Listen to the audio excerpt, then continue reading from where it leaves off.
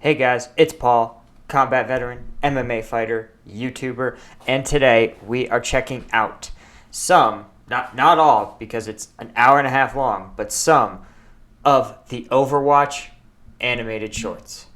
This is in chronological order, so hopefully I'll be able to get some perspective of the universe of a game that is supposedly one of the sort of seen as a successor or a game in the same genre as Team Fortress 2, a role-based kind of team FPS. That said, I've heard from some of you guys that the link to my merch store was actually broken and was redirecting to some spammy site. But I fixed it, so if you check the comment box, that should take you to my actual Teespring store where I've got new merch. I think it looks really cool. You should definitely pick some up and rep the channel. That said, once you do that, let's get into it.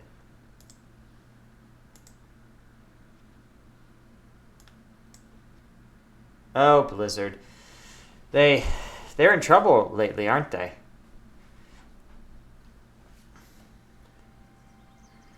Vane Nabro.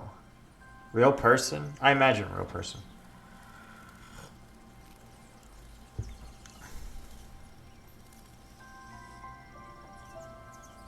So there's no single player campaign at all for Overwatch, right? It's just it's like Team Fortress 2 in the sense that there's lore, but there's no actual like story in game.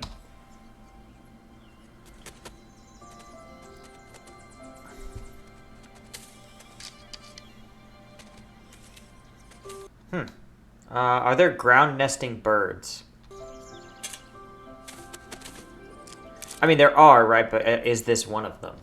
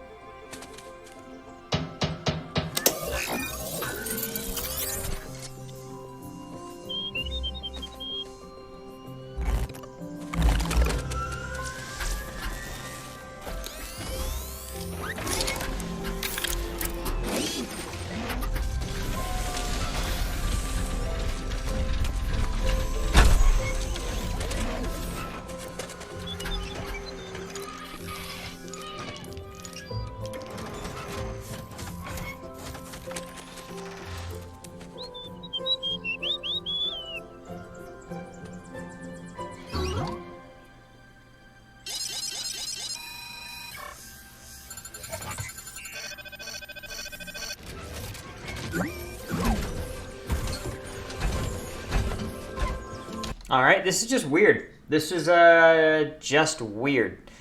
It obviously knows where it is. It has some sort of preloaded map with contour lines and a route and a target. Why it's been sitting there for what looks like years is unknown to me.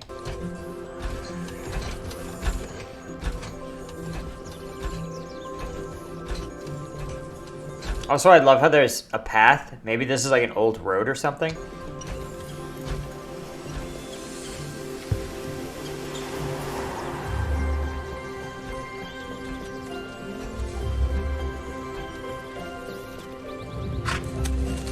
Something terrible is gonna happen. This is all too Disney for my taste. This robot's gonna like exterminate all life.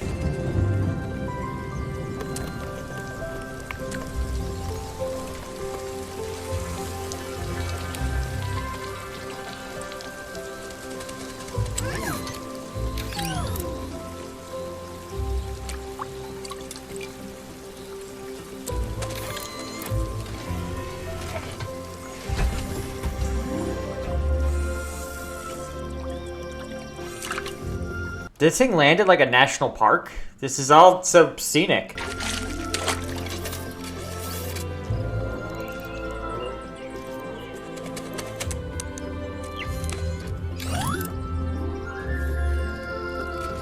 Okay, yeah, this robot's 100% gonna be evil.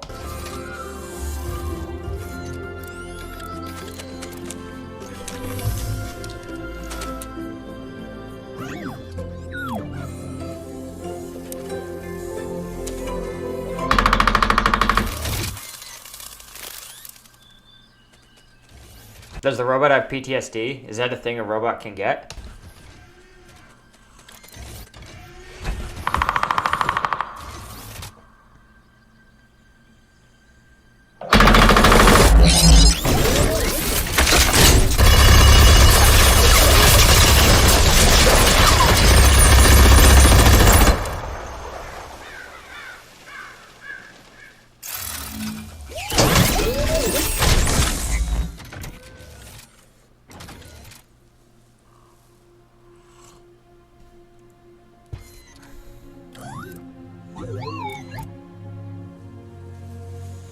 Okay, so I'm going to point out here that in the real world, there's actually a movement to ban what are called autonomous weapon systems for exactly kind of the reason depicted here.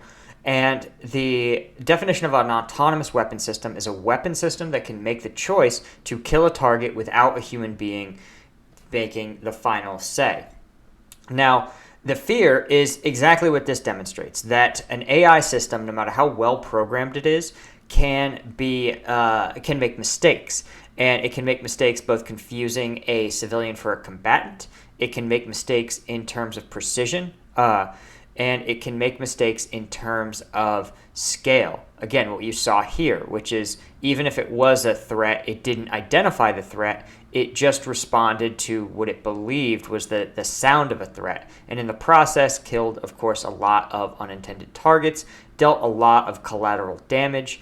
And these are things that a human being, right, a soldier can weigh. They can weigh the difference between shooting into a bunker and shooting into a church or a historic building. Again, there's a law of war against destroying cultural artifacts. So yeah, this is actually a sort of goofy illustration of one of the reasons, or of one of the arguments against automated autonomous weapon systems.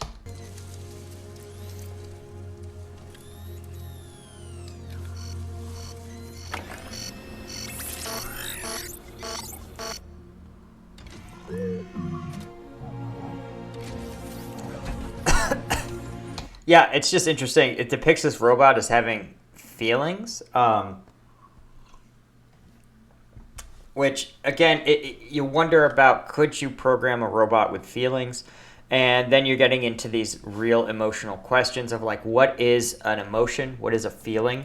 We have pain, right? Pain evolved to provide us a negative stimulus to doing something that harms our bodies. You also have obviously things like sadness or shame. Those are emotions that, again, provide negative conditioning around other types of bad experiences that don't hurt our bodies directly, but damage our social or spiritual, so to speak, damages. So could you program a robot with other stimulus and response type mechanisms that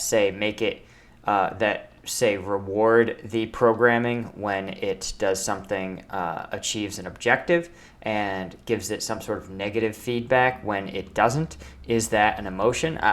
Probably not, right? But again, maybe this is just like a robot doing a facsimile of emotion to endear it to human beings or to allow it to work with human colleagues.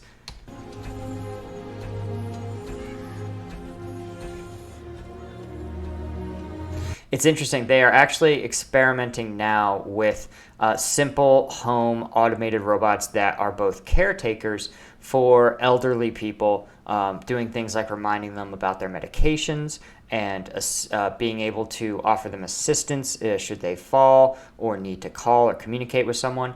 But also they provide a certain level of companionship, not unlike a dog, where they exhibit some dog-like behaviors where they are able to, through their sort of nonverbal behaviors, tap into that human being need for companionship and care.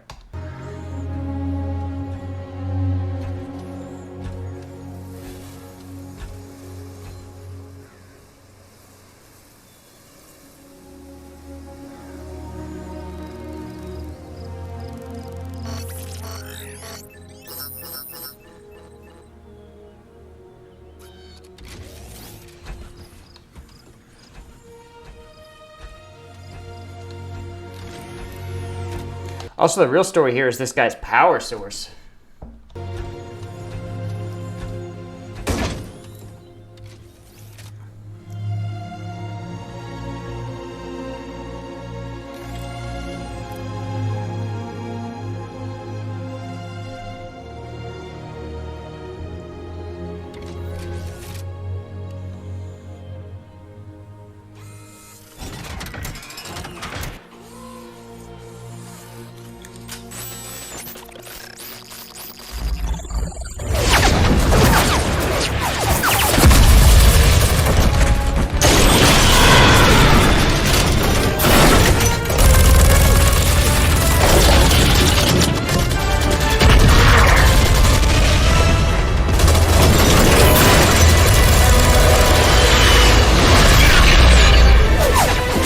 I always love how they illustrate these battles as being like epic ground charges with a whole bunch of different forces.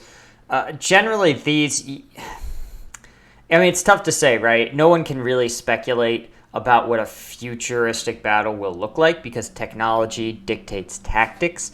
But generally, if you have air superiority, it's pretty tough to do these kind of advances. And battles in open terrain is a really bad idea, right? You want to have one side or the other to have some sort of coverage, right? To have some sort of cover or concealment. So you can see that they had this like deployable cover in the form of that energy shield, but usually there are attackers and defenders, and you imagine that the defenders would choose to exploit the cover, either constructed cover, again, to bring out these energy shield generators and shoot from behind that, anything other than meeting their enemy in a big open field.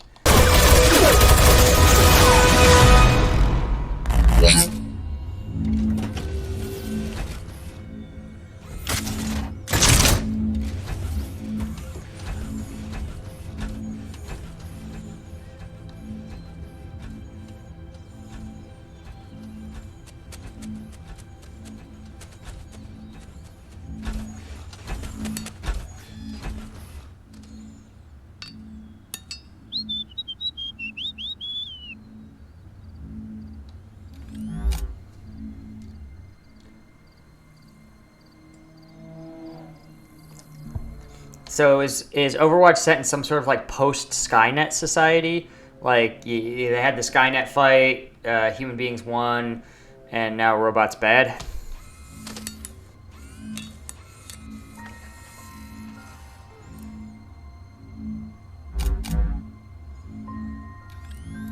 How about they have red and blue for good and bad?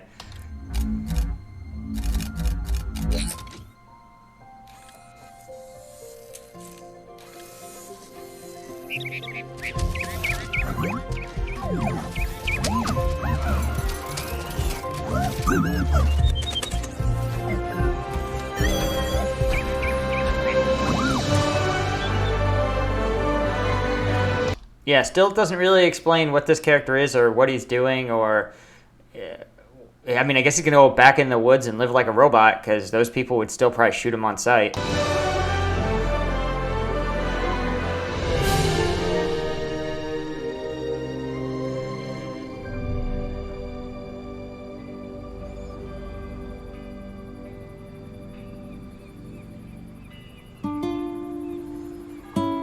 Okay, wait, is that...